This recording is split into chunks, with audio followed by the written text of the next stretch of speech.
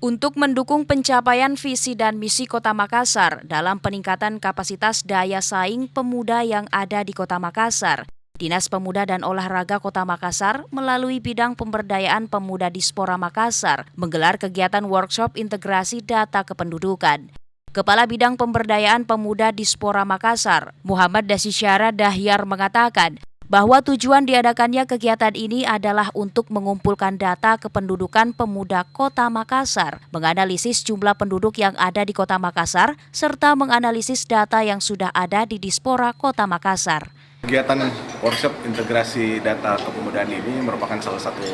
inovasi kami di Dinas Pemuda dan Olahraga dalam rangka kegiatan pengintegrasian data pemuda di Kota Makassar, yang mana kita tahu ada 392.000 pemuda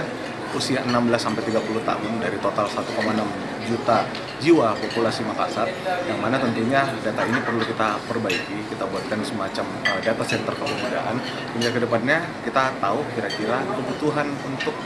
pemuda kita, dalam artian program apa yang mereka butuhkan bisa terpetakan dengan